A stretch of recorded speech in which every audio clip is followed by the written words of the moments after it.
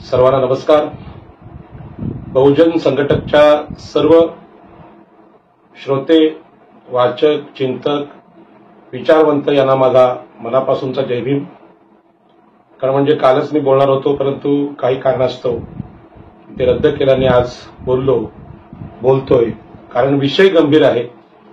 परवाचं जे आंदोलन होतं, शिवसेना, काँग्रेस, राष्ट्रवादी यांनी बदलापूरचं जे छळ किंवा अत्याचार जिथे झाला होता त्याविरोधात जे आंदोलन पुकारलं होतं, त्या आंदोलनाला माननीय उच्च न्यायालयाने म्हणजे बंद करू नका असे जे आदेश दिले, त्यावर लोकांचा जो उद्रेक आहे त्या उद्रेकाला व्यक्त करणं हे मला गरजेचं वाटलं होतं. परंतु ह्याच्यावर एकूण प्रतिक्रिया लोकांच्या काय येतात हे बघून याच्यावरचा तर्क किंवा लॉजिक किंवा आपल्या संविधानिक भाषेत आपलं जे म्हणणं आहे ते नागरिक म्हणून मांडणं मला कालच वाटलं होतं, पण ते काल मी टाळलं आणि आज तोच विषय घेऊन आज मी आपल्यासमोर बोलणार आहे. तर बंद विरोधातील उच्च न्यायालयाचा निर्णय याच्या पाठीमागचं वास्तव काय असावं हा मोठा प्रश्न आहे. आणि म्हणून हे वास्तव आपण नागरिकांनी शोधायचा प्रयत्न केला पाहिजे आणि म्हणूनच मी इथे बोलणार आहे. मागच्या वेळी असाच एक निर्णय माननीय सर्वोच्च न्यायालयाचा एससी-एसटीच्या आरक्षणासंदर्भात आला होता आणि एससी-एसटीचा हा निर्णय आपल्याला कल्पना आहे की एससी-एसटीला क्रिमिलेअर लावा आणि त्यांची त्यांचं जे आरक्षण आहे एससी-एसटीचं याची वर्गवारी करा, अशा प्रकारचा तो निर्णय होता.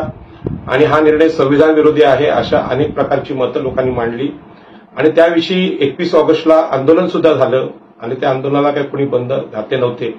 आणि त्या आंदोलनानंतर आपल्या सरकारने सांगितलं की बाबा तो काय त्या न्यायालयाचं मत आहे, निर्णय नाही, आणि असा निर्णय जरी आला तरी सरकारला तो मान्य नाही आणि सरकार असं काही करणार नाही, अशी पावलं सरकारकडून उचलली गेली. आणि त्या बाबतीत एससी-एसटीच्या सगळ्या म्हणजे आंबेडकरी कार्यकर्त्यांना मी धन्यवाद देईन. त्यांच्या त्या आंदोलनाचा तो विजय होता. परंतु परवाचा जो विषय आहे तो परवाचा विषय सुद्धा त्यामध्ये विषयामध्ये न्यायालयाने सुद्धा उडी घेतलेली आहे. कलकत्त्यामध्ये जो सामूहिक बलात्कार झाला त्याबद्दल सुद्धा सर्वोच्च न्यायालयाने उडी घेतली. आता परवाच्या बदलापूरच्या अत्याचाराविरुद्ध न्यायालयाने त्यामध्ये उडी घेतलेली आहे. परंतु या आंदोलनाविरुद्ध महाराष्ट्र बंद करण्याचा निर्णय शिवसेना, काँग्रेस, राष्ट्रवादी यांनी जेव्हा निर्णय घेतला आणि त्या निर्णयाविरुद्ध एक याचिका टाकली गेली उच्च न्यायालयात आणि एका दिवसात त्याचा निकाल पण लागला. आणि हा जो तुम्ही बंद करायचा नाही अशा प्रकारचा न्यायालयाने निर्णय दिला, ते याचिकेतले मुद्दे सुद्धा महत्वाचे आहेत की गरिबांना या अशा प्रकारचा बंदचा त्रास होत असतो आणि म्हणून त्यांच्या नुकसानीचा विचार करून ह्या बंदला मज्जाव करण्यात आला. पण या सगळ्या प्रकरणामध्ये बंद विरोधातील उच्च न्यायालयाचा निर्णय हा सामान्य लोकांना आश्चर्याचा वाटतो की एवढ्या मोठ्या राजकीय पक्षांनी अन्याय अत्याचाराविरुद्ध म्हणजे लोकांच्या आंदोलनाच्या बाजूने बंद करण्याचा निर्णय घेतला, तर तो लोकांचा आवाज होता. तो दाबण्याचा प्रकार न्यायालयाने का केला, म्हणजे न्यायालयाने लोकांच्या आवाजाचा, लोकशाहीचा आदर का केला नाही, अशा प्रकारचे अनेक प्रश्न समाजात आज विचारले जात आहेत. याच्या सगळ्यांची उत्तरं मीच देऊ शकेन असं नाही. वाचकांना माझी विनंती आहे की याच्यावर आपण आपापली मतं व्यक्त करावीत, पण आपण यावर बोललं पाहिजे. कारण ही लोकशाही आपली आहे. हे सगळे जे राजकीय पक्ष जे आहेत म्हणजे भाजप असेल, काँग्रेस असेल, राष्ट्रवादी असेल, शिवसेना असेल किंवा डावे पक्ष असतील किंवा आपले काही आंबेडकरी पक्ष असतील, या सगळ्या राजकीय पक्षांच्या माध्यमातून जनतेचा आवाज नेहमी मांडला जातो. मग हा आवाज जो मांडला जातो किंवा त्या आवाजाला पूरक अशी आंदोलनं केली जातात, ती आंदोलनं करावी की नाही याच्या बाबतीत न्यायालयाने काय निर्णय घ्यावा हा एक मोठा प्रश्न आहे. आणि म्हणून या सगळ्यामध्ये आपल्याला काय वाटतं ते आपण बोललं पाहिजे. आणि म्हणूनच माझं स्वतःचं जे काही चिंतन आहे ते सांगण्याचा मी प्रयत्न करणार आहे. आणि मी आपल्याला नेहमी त्रास देत असतो की माझं चिंतन मी सविस्तर मांडत असतो. काही लोकांचं म्हणणं आहे की बाबा हे खूप जास्त होतंय, थोडक्यात सांगत चला, परंतु हा थोडक्यात सांगण्याचा विषय नाही. याच्यामध्ये समाज म्हणून घडलं पाहिजे, आपले नेते घडले पाहिजेत आणि समस्येच्या मुळाशी जाण्याची सवय आपल्याला लागली पाहिजे असं मला वाटतं. आणि म्हणूनच परवाचा जो बंद आहे बदलापूरचा, हा बंद हा साधा बंद नाही. एकूणच महाराष्ट्रात आणि देशात स्त्रियांवर होणाऱ्या अत्याचारांच्या विरोधात महाराष्ट्र बंद पुकारला होता आणि म्हणून ते स्त्रियांचे अत्याचार, स्त्रियांवरचे अत्याचार, एकूणच हे अत्याचारांची काय परंपरा आहे ते आपण समजून घेतली पाहिजे. हा काय तात्काळ विषय नाही, परंतु या बंदला नकार दिल्यामुळे काँग्रेस, राष्ट्रवादी, शिवसेना या बलाढ्य राजकीय पक्षांची फार मोठी निराशा झालेली आहे आणि त्यांनी निराशा वेगवेगळ्या आंदोलनातून व्यक्त केलेली आहे. लोकांना हा प्रश्न पडलेला आहे की हे काय राजकारण आहे की न्यायालयाचं खरं खरं मत आहे, असा लोकांना प्रश्न पडलेला आहे. आणि म्हणून भाजप, काँग्रेस, राष्ट्रवादी, शिवसेना यांची जी भूमिका आहे त्यामध्ये पोलिसांची भूमिका आहे, प्रशासनाची भूमिका आणि न्यायालयांची भूमिका, ही भूमिका देशातल्या एकूणच स्त्री, शूद्रांच्या अत्याचाराच्या बाबतीत काय आहे हे आपण प्रथम समजून घेतलं पाहिजे. कारण आपल्याला संविधानकार डॉक्टर बाबासाहेब आंबेडकर आणि त्यांचे गुरु महात्मा ज्योतिबा फुले आणि सावित्रीबाई फुले यांनी एक या अत्याचारांमागची दिशा स्पष्ट केलेली आहे की भारतामध्ये जे अन्याय अत्याचार होतात ते सर्वप्रथम स्त्रियांवर होतात, शूद्र म्हणजे ओबीसीवर होतात आणि एससी एसटीवर होतात आणि अन्याय करणारे हे उच्चवर्णीय आहेत. ही वास्तव भूमिका आपल्या देशात प्रथम महात्मा ज्योतिबा फुले आणि डॉक्टर बाबासाहेब आंबेडकरांनी मांडली. आपल्याला जे लहानपणी गोष्टीमधून सांगितलं जात होतं की लोकांवर राक्षसी अत्याचार करतात आणि देव न्याय द्यायचा प्रयत्न करतात, मग त्या वेगवेगळ्या देवदेवता असतील, परंतु त्या सगळ्या कल्पना होत्या आणि या कल्पना फसव्या होत्या. आणि सत्य देशातलं जे सांगितलं गेलं की या देशात अन्याय हा स्त्री, शूद्रांवरच होतो. आणि मग याच्यामध्ये भाजप, काँग्रेस, राष्ट्रवादी, शिवसेना यांची भूमिका काय, पोलिसांची भूमिका काय, प्रशासनाची भूमिका काय आणि न्यायालयाची भूमिका काय हे आपण वास्तवतेने उघड्या डोळ्यांनी समजून घ्यावं असं मला वाटतं. आणि म्हणून मागासवर्गीयांची हत्याकांड मागच्या काळात मोठ्या प्रमाणात महाराष्ट्रात झाली, देशात झाली.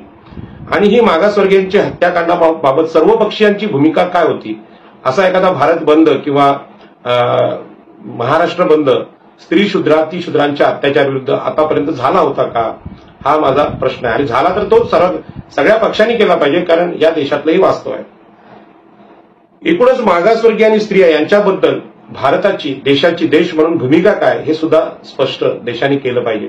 परंतु असं होत नाही.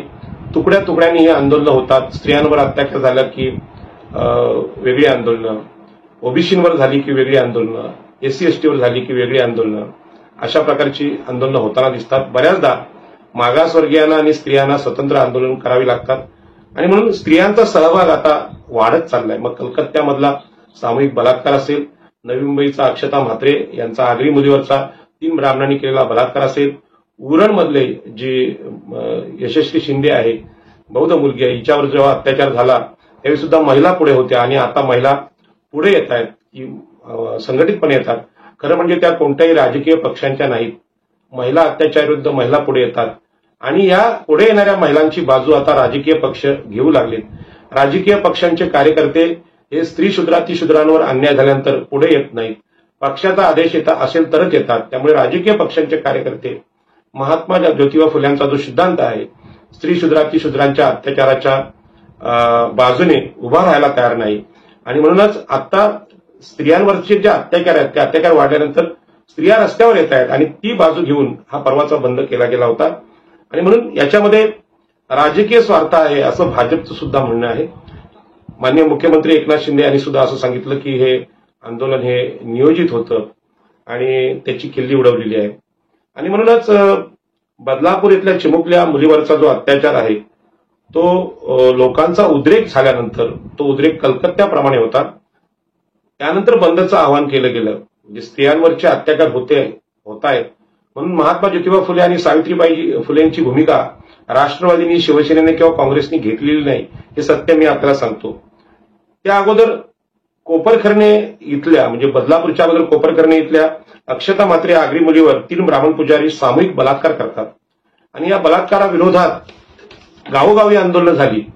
परंतु ज्या पद्धतीने इथल्या आगरी कोळ्यांनी, ओबीसींनी ब्राह्मण पुजाऱ्यांच्या विरुद्ध आक्रोश करायला पावता, देवासमोर झालेला बलात्कार होता, असा बलात्कार यापूर्वी कधी झाला नव्हता. 3 ब्राह्मणांनी सामूहिक बलात्कार केला होता.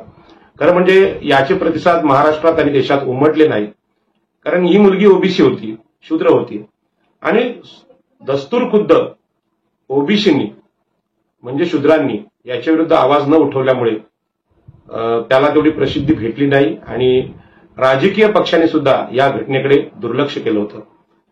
परंतु ओबीसींच्या बाकी ठिकाणी सगळे आवाज उठत असताना किंवा भारतीय जनता पार्टीने आता लाडकी बहीण ही योजना राबवलेली असताना सांगितलं की आम्ही सगळ्या स्त्रियांच्या आणि बहिणींच्या बाजूने आहोत, या बहिणी लाडक्या आहेत. मग अक्षता मात्रेच्या वेळी सरकारने किंवा न्यायालयाने सुद्धा कुठली भूमिका घेतली नाही, कारण त्यात बलात्कारी ब्राह्मण आहेत आणि यामध्ये कुठल्याही राजकीय पक्षांनी सुद्धा अशी भूमिका घेतली नाही. आमची ओबीसी मुलगी तडफडून मेली आणि म्हणून ओबीसींची भूमिका, राजकीय पक्षांची भूमिका ही आपण समजून घेतली पाहिजे. कलकत्ता इथल्या सामूहिक बलात्कारानंतर सुप्रीम कोर्टाने त्यात हस्तक्षेप केलेला आहे. एवढा मोठा तो उद्रेक होता, राष्ट्रीय स्वरूपाचा उद्रेक होता. आणि उरण येथील बौद्ध मुलीला एका मुस्लिम तरुणाने मारल्यानंतर भाजपच्या कार्यकर्त्यांनी याला लव्ह जिहादचं नाव देऊन ते आंदोलन चालवण्याचा प्रयत्न केला. नंतर शिवसेनेच्या लोकांनी भाजपच्या आमदाराच्या घरासमोर ही आंदोलनं केली आणि हे आंदोलन 2 राजकीय पक्षांच्या वादामध्ये शांत होऊन गेलं आणि आता त्या आंदोलनाकडे कोणाचंही लक्ष नाही किंवा त्या मुलीला न्याय मिळेल यासाठी कोणतेही प्रयत्न होताना दिसत नाही.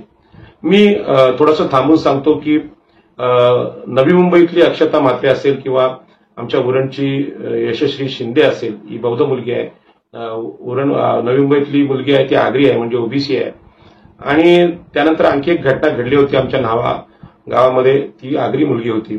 आणि आता ह्या मुली छोट्या आहेत, त्यांचं जात सांगण्याचा अर्थ नाहीये, परंतु एकूणच स्त्रियांवर हे जे अन्याय अत्याचार झालेले आहेत त्यामध्ये पोलिसांची भूमिका ही संशयास्पद आहे. पोलिसांच्या निष्क्रियतेमुळे या घटनेचा उद्रेक वाढत गेलेला आहे.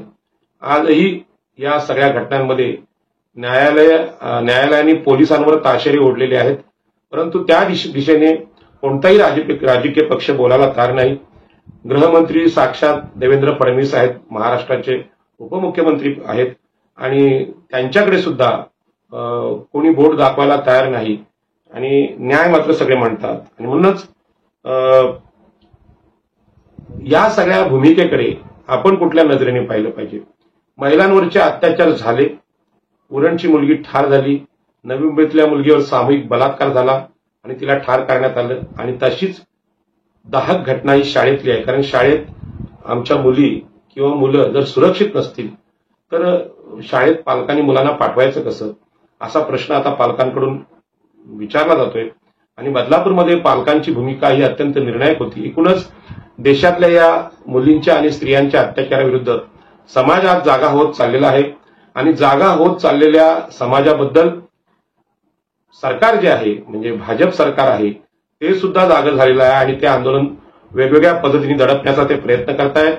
आणि या आंदोलनाचा फायदा घेऊन काँग्रेस, राष्ट्रवादी, शिवसेना हे सुद्धा आपला राजकीय अजेंडा पुढे नेण्याचा प्रयत्न करतायत.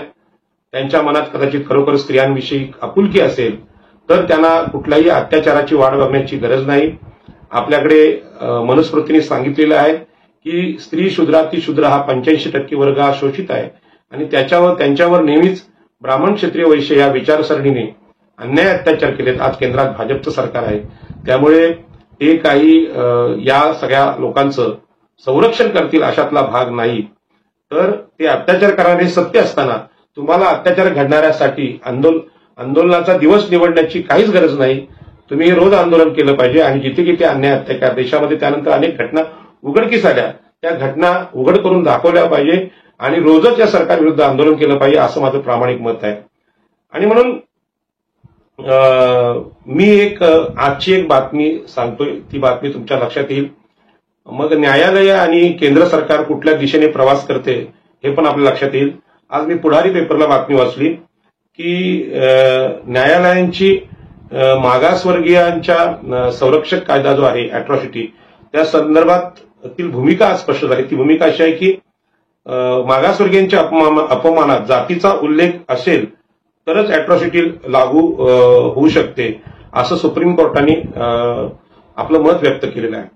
आता मागच्या SC STच्या आरक्षणाच्या बाबतीत सुद्धा क्रिमिलेअर लावा असा निर्णय जाहीर झाला, तर काही तज्ज्ञ लोक सांगतात की ते फक्त न्यायालयाचं मत आहे, तो निर्णय नाही. आता सुद्धा मी काही तज्ज्ञांशी बोललो तर हा जो निकाल आलेला आहे की जातीच्या अपमानात जातींचा उल्लेख असेल तरच अॅट्रॉसिटी लागू होऊ शकते, असं सुप्रीम कोर्ट म्हणते. म्हणजे एखाद्या उच्चवर्णीय माणसाने मागासवर्गीय माणसाचा अपमान केला तर त्याची जात सांगून केला असेल, म्हणजे जातीवरून शिव्या दिल्या असतील तरच तो अॅट्रॉसिटी कायदा लागेल, असं न्यायालयाचं मत आहे.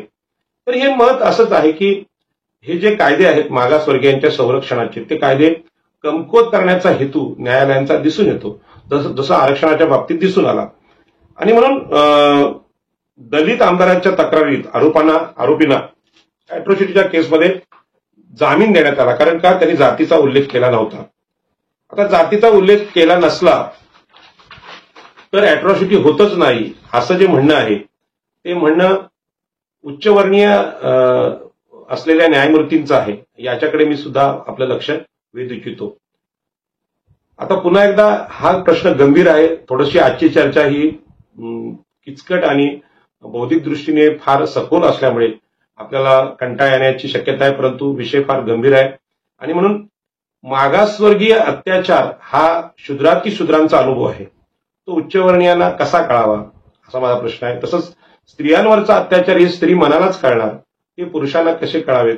आणि म्हणून सगळ्या समस्त स्त्रियांना माझी विनंती आहे की नवी मुंबईतली अक्षता म्हात्रे असेल, स्वप्नाली शिंदे असेल, उरणची बौद्ध मुलगी, पहिली आगरी मुलगी, आणि आता कलकत्त्यातील महिला डॉक्टर आहे, नंतर बदलापूरची ज्या मुली आहेत, यांच्यावरच्या अन्याय अत्याचाराला जर वाचा फोडायची असेल तर देशातल्या समस्त स्त्रियांनीच ते आंदोलन केलं पाहिजे. आणि आपल्यावरचा अत्याचार आपल्या भाषेत जे दुःख आहे त्या दुःखाचे अनुभव महिलांना आले आहेत, म्हणून महिलांनी याविषयी आंदोलन केलं पाहिजे.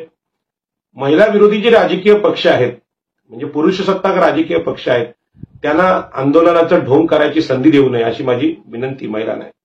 आणि म्हणून मी यामधलं म्हणजे आता अॅट्रॉसिटी कायदा असावा की नसावा, अॅट्रॉसिटीमध्ये ज्याच्यावर अत्याचार होतो त्याची जात उल्लेख केली असेल तरच तो कायदा लागू होतो, ही जी मतं उच्चवर्णीयांची आहेत ती फार भयानक आहेत. कारण का? खरं म्हणजे उच्चवर्णीय लोकांना मागासवर्गीयांचं दुःख कधी कळत नसतं हे वास्तव आहे.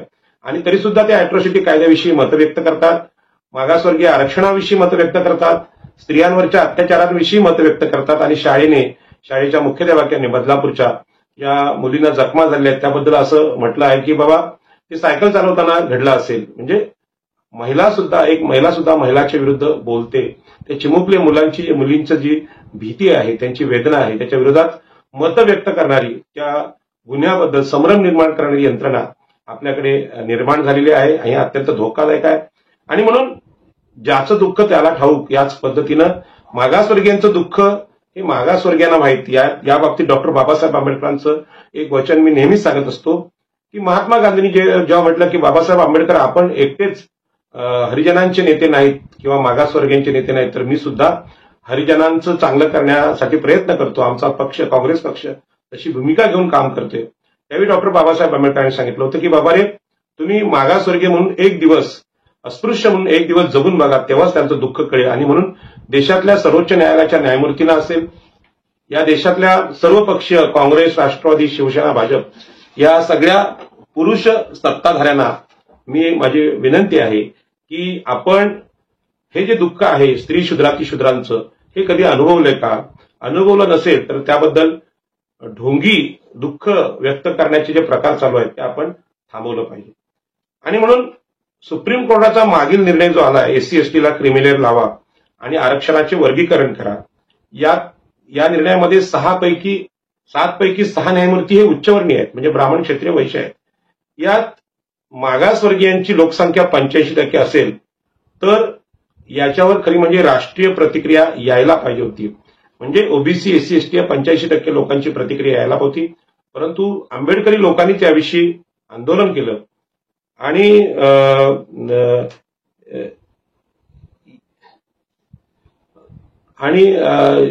त्यांनीच आंदोलन केलं आणि त्यामुळे ते आंदोलन एकाकी झालं. भाजप किंवा सर्वपक्षीय हिंदुत्ववादी नेते हे कधी एससी एसटींची बाजू का घेत नाहीत हा मोठा प्रश्न आहे. त्यावेळी या लोकांनी आंदोलन केलं नाही, परवा जसं झालं तसं आंदोलन केलं नाही. तरीही 21 ऑगस्टला भारत बंद झाला आणि तो बंद यशस्वी झाला, परंतु याच्यामध्ये कोर्ट आडवं गेलं नाही. आणि खऱ्या अर्थाने आंदोलन आंबेडकरी पक्ष आणि एससी एसटी लोकांनी केलं. आणि या एससी एसटी संघटनांनी या कॉलिजियम सिस्टमवर प्रहार केलेला आहे की यामध्ये जे असलेले सर्वोच्च न्यायालयाचे न्यायमूर्ती आहेत हे ब्राह्मण आणि उच्चवर्णीय असल्यामुळे ते नेहमीच एससी एसटीवर अन्याय अत्याचार करतात.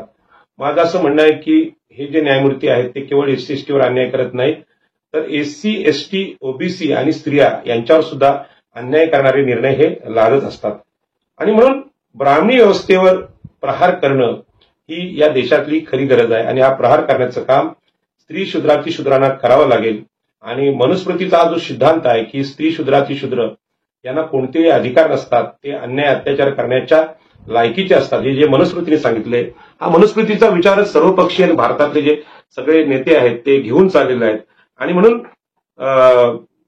मी आपल्याला सांगू इच्छितो की यामध्ये आता आपल्याला आणखी एक सत्य उघड करून सांगावं लागेल की काँग्रेस आणि राष्ट्रवादी हे दोन पक्ष जेव्हा निवडणूक आयोग आणि सुप्रीम कोर्टाने तोडले, त्यावेळी हा निर्णय मराठा आणि सीकेपी यांच्या विरोधात होता.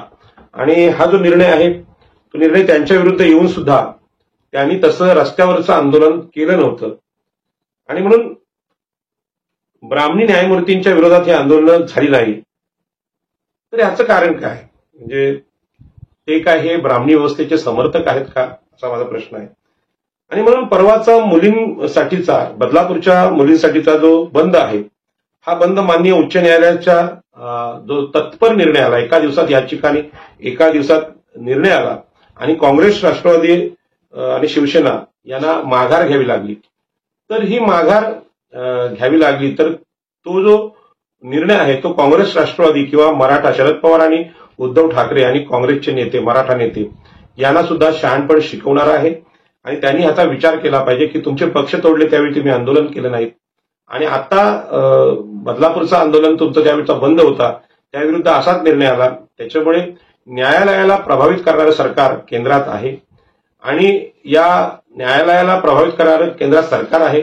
आणि मग न्यायालयात नक्की कोण बसलंय, ते कोणाकोणाच्या विरुद्ध आहे, याचा सुद्धा अंदाज शरद पवार आणि उद्धवजी ठाकरे यांना यायला पाहिजे असं मला वाटतं. आणि त्या दृष्टीने त्यांनी विचार केला पाहिजे. आणि जर तुम्ही त्यांना संरक्षण देत असाल तर निश्चितपणे इथली स्त्री शूद्राती शूद्र म्हणजे ओबीसी, एससी, एसटी आणि स्त्रिया या धोक्यात आहेत. आणि या लोकांनी स्वतंत्रपणे आंदोलनं करायची गरज आहे किंवा आपल्याला स्वतंत्र राजकीय पक्ष करावा लागेल. आणि म्हणून मराठा, सीकेपी हे लोक कॉलेजियम सिस्टीमचे म्हणजे ब्राह्मणी न्यायव्यवस्थेचे समर्थक आहेत का, माझा प्रश्न आहे. कारण एससी, एसटीनी या कॉलेजियम सिस्टीमने आलेला जो निर्णय होता एससी, एसटीच्या आरक्षणाच्या विरोधात, त्याबद्दल आंदोलन केलं. 21 तारखेला भारत बंद केला आणि ते आंदोलन यशस्वी केले. आणि मग आता समजा परवाचा बंद रद्द झाला, बंदला न्यायालयाने चपराक दिली असेल किंवा बंधनं घातली असतील, पण एकूणच तुमचे पक्ष तोडले, निवडणूक आयोगाचे निर्णय विरोधात गेले आणि हे सगळं ईडी वगैरेच्या कारवाया ज्या आहेत, या कारवायांमध्ये सर्वोच्च न्यायालय काय करते ही भूमिका जर उद्धव ठाकरे किंवा शरद पवार किंवा काँग्रेसला लक्षात येत नसेल तर ते हा ब्राह्मणी व्यवस्थेचे समर्थक आहेत का, असं एक ओबीसी कार्यकर्ता म्हणून मला प्रश्न विचारावा वाटतो. आणि म्हणून एससी, एसटीचा 21 ऑगस्टचा संप यशस्वी झाला. तो का झाला? कारण हे लोक तर्कनिष्ठ लोक आहेत, तर्कनिष्ठ लोक आहेत. तर्कनिष्ठतेने, विज्ञानवादाने विचार करतात. यामध्ये प्रश्न ओबीसींचा पण आहे की ओबीसी सुद्धा, ओबीसीना जेव्हा क्रिमिलेअर लावलं गेलं त्यावेळी त्यांनी तर्क मांडला नाही किंवा त्याविरोधात आंदोलन केले नाही. कारण का की ओबीसी आरक्षणाला सुद्धा क्रिमिलेअर लावणं म्हणजे आर्थिक निकष लावणं हे बेकायदेशीर आहे. कारण शोषण झालेलं आहे, ते सामाजिकदृष्ट्या मागासले असल्यामुळे तिथे पैशाचा विषयच नव्हता. पण ओबीसी याविरुद्ध लढले नाहीत आणि म्हणून या देशातले ओबीसी, एससी, एसटी हे ब्राह्मणी न्यायव्यवस्थेचे गुलाम आहेत का, हा माझा प्रश्न आहे. आणि म्हणून तर्कनिष्ठपणे सर्वोच्च न्यायालयाला सुद्धा आव्हान देणारे एससी, एसटी जे आंबेडकरी लोक आहेत त्यांच्या विजयाकडे या सगळ्या प्रकारात मी लक्ष वेधू इच्छितो. आणि मग शरद पवार आणि उद्धव ठाकरे असा तर्कनिष्ठ विचार का करत नाहीत, तर ते हा सगळ्या हिंदुत्ववादी वैदिक ब्राह्मणी व्यवस्थेचे गुलाम आहेत का किंवा त्यांचे सहकारी आहेत का, हा माझा प्रश्न आहे.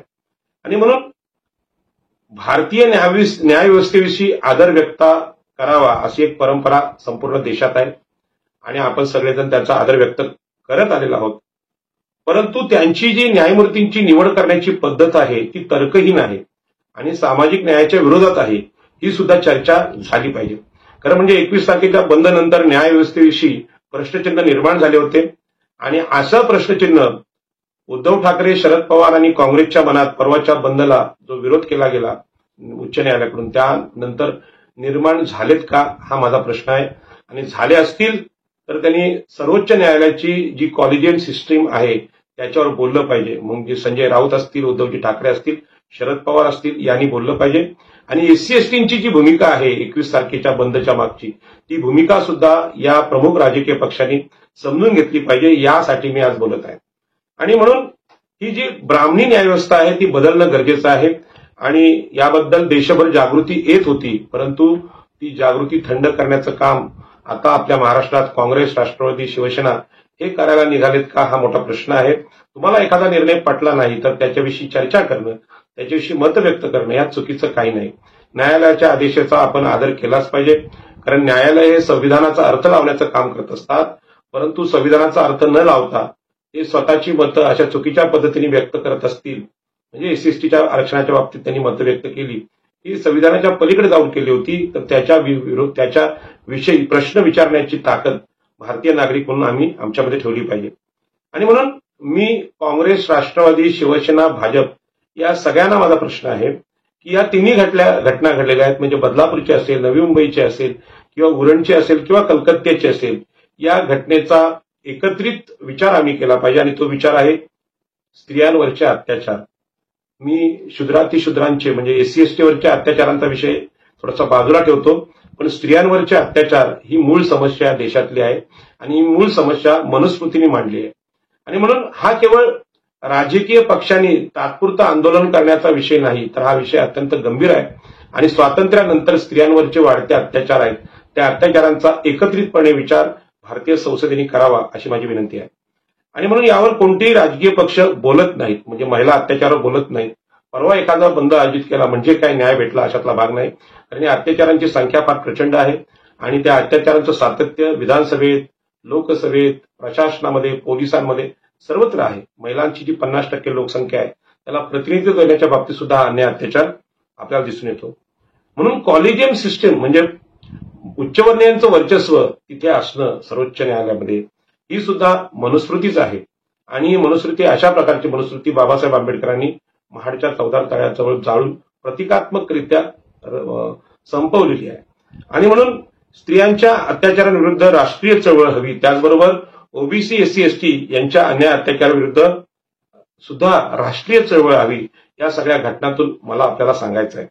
आणि ही जर चळवळ आम्ही करू शकलो नाही तर हे एक दिवसाचे बंद वगैरे सगळी ढोंग आहेत. हे सर्व राजकीय पक्ष संयुक्तरित्या स्त्री शूद्रातिशूद्रांवर अन्याय अत्याचार करतायत. आणि आज न्यायालय सुद्धा मागासवर्गीय आणि स्त्रियांच्या विरोधी आहेत अशा प्रकारचं दृश्य आपल्याला दिसतंय. कारण का यामध्ये पोलिसांची दिरंगाई मोठी आहे.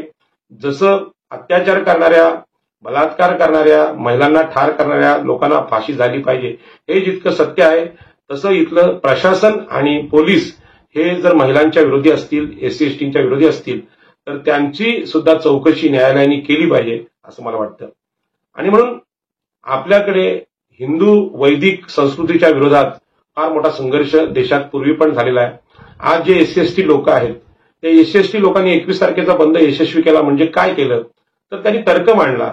न्यायालयाच्या, सुप्रीम कोर्टाच्या, कॉलेजियम सिस्टीमने नियुक्त केलेल्या सुप्रीम कोर्टाच्या न्यायमूर्तींच्या विरोधात विरोधी मत मांडण्याची हिंमत एससी एसटी आंबेडकरी लोकांमध्ये आहे. हा जो आंबेडकरी विचार आहे तो आंबेडकरी विचार काय आहे हे ओबीसीना, इथल्या हिंदूंना कळलं पाहिजे.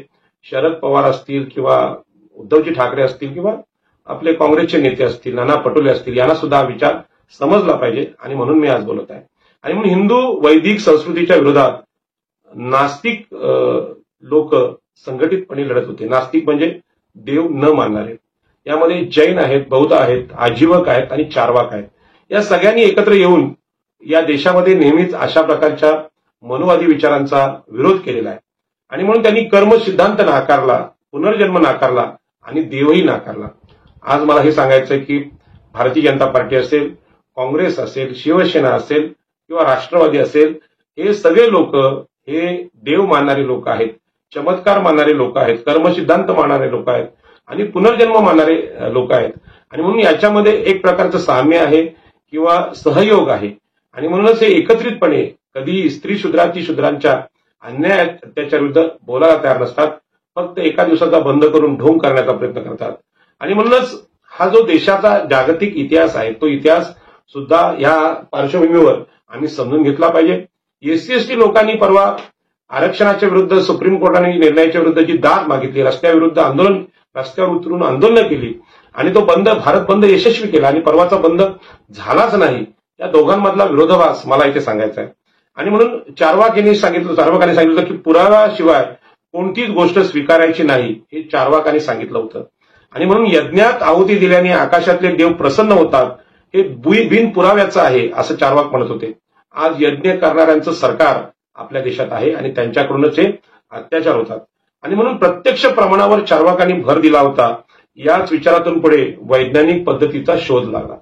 आता हे प्रत्यक्ष पुरावे काय आपल्याला माहिती आहे की पुराव्यांच्या बाबतीत पुरावे नष्ट करण्याचं काम आज पोलीस स्टेशनमध्ये सुरू आहे. खरं म्हणजे पोलिसांच्या दिरंगाईमुळे हे अत्याचार होत आहेत आणि पुराव्याशिवाय काहीच म्हणायचं नाही, चार्वाक सांगून गेले. जगाचे जगणे सुसह्य केलेल्या विज्ञानाची उत्पत्ती ही नास्तिक परंपरेतून झालेली आहे. नास्तिक परंपरा म्हणजे जैन, बौद्ध, आजीवक आणि चार्वाक यांची परंपरा. आणि परवा एससी एसटीचं आंदोलनाचं नेतृत्व ज्या आंबेडकरी समूहाने केलं, बाबासाहेबांच्या विचारांनी केलं, ही एक नास्तिक परंपरा आहे हे मला सांगायचं आहे. आणि म्हणून ओबीसींना हिंदू म्हणून आजही या धर्माचा अभिमान आहे. परंतु हा जो अभिमान आहे त्या अभिमानातून असा तर्कनिष्ठ विचार पुढे येत नाही. आणि म्हणून आज स्त्रियांनी सुद्धा तर्कनिष्ठ विचार करण्याची गरज आहे.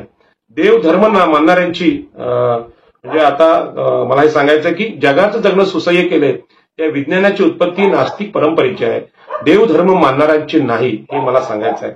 आणि म्हणून महावीरांनी श्रमण संस्कृतीचा पुरस्कार केला. मनगट आणि श्रम या आधारेच माणसाचे जगणे असले पाहिजे हे जगाला पटवून दिलं होतं. बुद्धांनी आत्मा आणि देव नाकारून प्रत्यक्ष अनुमानावर भर दिला.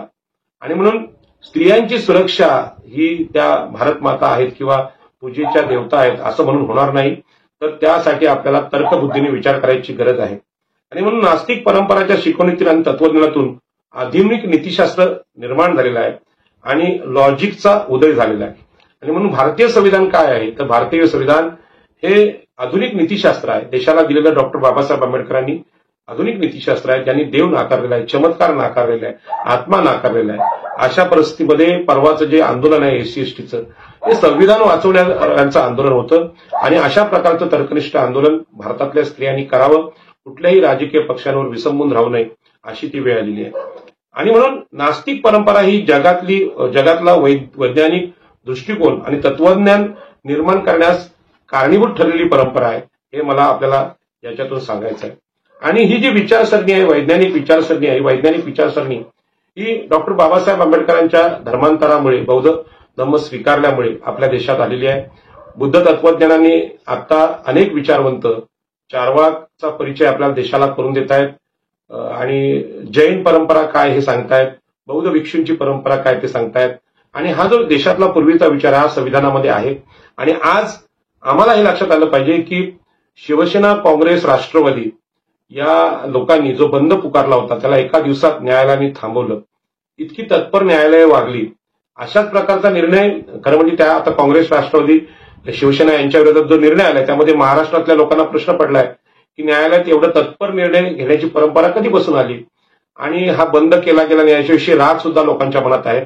मला रात्री 12 वाजता फोन आले, 11 वाजता फोन आले की पाटील साहेब, ज्या लोकांनी या मुलींवर अत्याचार केले त्यांना थेट फाशी का दिली जात नाही, किंवा नवी मुंबईतली जी बलात्कारी ब्राह्मण आहेत त्यांना तात्काळ फाशी का नाही. मग याच्यामध्ये त्यांचा असा गैरसमज करून दिला गेलेला आहे की संविधानामुळे ही तात्काळ फाशी देता येत नाही म्हणून संविधानच बदललं पाहिजे. अशा प्रकारचा प्रचार काही हिंदुत्ववादी लोकांकडून केला जातोय, पण तो तसा नाही. संविधानामध्ये आरोपीला फाशी देण्याची योग्य योजना आहे, न्याय व्यवस्था आहे, पुराव्यानुसार, तर्कानुसार ती योजना आहे. तसं प्रशासन, तशी पोलीस यंत्रणा जर संविधानानुसार काम करायला लागली तर ती फाशी नक्कीच होऊ शकते. परंतु यामध्ये संविधान अपयशी आहे असं दाखवण्याचा प्रयत्न होतो. तो संविधान निर्माता हा डॉक्टर बाबासाहेब आंबेडकर हा महामानव, जागतिक कीर्तीचा महामानव आहे आणि त्यांनी देव नाकारला होता. तो नास्तिक परंपरेतला महापुरुष आहे आणि म्हणून हे सगळं विश्लेषण मी आपल्यासमोर केलं. माझी विनंती आहे की अॅट्रॉसिटी कायदा असेल, कारण एससी एसटी आणि ओबीसीवरचे अन्याय अत्याचार असतील, त्यांचं आरक्षण असेल, या बाबतीत स्थानिक पोलीस स्टेशनमध्ये जो अनुभव येतोय तो अत्यंत दुःखद आहे, वाईट आहे. महसूलमध्ये, प्रशासनामध्ये जो अनुभव येतोय तो वाईट आहे. आणि म्हणून सुप्रीम कोर्टाच्या न्यायालयाने आरक्षणाच्या विरोधात, एससी एसटीच्या विरोधात जो निर्णय घेतला, अशा प्रकारचे मागासवर्गीयांच्या विरोधातले निर्णय पावलोपावली आपल्याला अनुभवाला येत आहेत. अशामध्ये आपली बुद्धी, आपली तर्कशक्ती, आपली विवेक बुद्धी जागी ठेवून काम करणं अत्यंत अवघड झालेलं आहे. आणि सर्वसामान्य देवधर्म आणि प्रथा परंपरा अंधश्रद्धा मानणारा माणूस लवकर निराश होतो आणि असं समजून जातो की आता न्याय नाहीच. हे सरकार जे आहे, मोदी सरकार आहे, हे अदानी आणि अंबानीला उद्योगपतींना न्याय देणार. यांची लाडकी बहीण योजना असेल, ती इलेक्शनची योजना आहे आणि यामध्ये महिलांवरचे अत्याचार तर वाढत चाललेत. अशामध्ये हे अत्याचार काय आपले कमी होणार नाही आणि हे पूर्वजन्माचं कर्म आहे ते आम्ही भोगतो. म्हणजे कर्मसिद्धांत जे सांगतात की पूर्वजन्मात चांगलं कर्म केलं तर ह्या पृथ्वीवर चांगला जन्म भेटेल. आता जर चांगलं कर्म केलं तर पुढचा जन्म चांगला येईल. परंतु चांगलं कर्म म्हणजे काय, तर ब्राह्मण क्षत्रिय वैश्य यांची सेवा करणं, त्यांची गुलामी करणं. कुठंही निसर्ग नियम किंवा विज्ञानवाद नाही. आणि म्हणून विज्ञानवाद इथे आणण्याचं काम ज्या नास्तिक परंपरेने केले, ती नास्तिक परंपरा म्हणजे जैन, बुद्ध, चार्वाक, आजीवक यांची परंपरा आहे. आणि ही परंपरा फुले, शाहू आंबेडकर आणि भारतीय संविधानाची आहे. यामध्ये जगणं टिकवायचं असेल, न्याय टिकवायचा असेल तर रस्त्यावरचा संघर्ष अटळ आहे. 21 तारखेच्या भारत बंदमध्ये आंबेडकरी संघटनांनी जी आग्रही भूमिका या देशात घेतली, ती भूमिकाच देशाला न्याय शिकवणारी आहे. बाकी लोक सगळे ढोंग करणारे लोक आहेत. आणि म्हणून शिवसेना असेल, काँग्रेस असेल, राष्ट्रवादी असेल महाराष्ट्रातले, त्यांना माझं आव्हान आहे की ठीक आहे, तुम्हाला परवाचा बंद न्यायालयाने करू दिला नाही, आता तर दिवस मोकळे आहेत आणि या दिवसात पोलीस स्टेशनमध्ये, प्रशासनामध्ये अनेक गुन्हे म्हणजे महिलांविरोधातले जे गुन्हे घडले ते अडकलेले आहेत. या बाबतीत न्याय मिळण्यासाठी आपल्या कार्यकर्त्यांना आपण आदेश द्यावेत आणि न्याय द्यावा. माझ्या उरण पनवेलमध्ये असे अनेक गुन्हे आहेत. अक्षता मात्रेला अजूनही न्याय भेटलेला नाही, आमच्या स्वप्नाली शिंदेला भेटलेलं नाही. मग याच्या बाबतीत आपलं काय मत आहे हे सुद्धा या काँग्रेस, राष्ट्रवादी, शिवसेनेने जाहीर करावं आणि भारतीय जनता पार्टीने सुद्धा जाहीर करावं.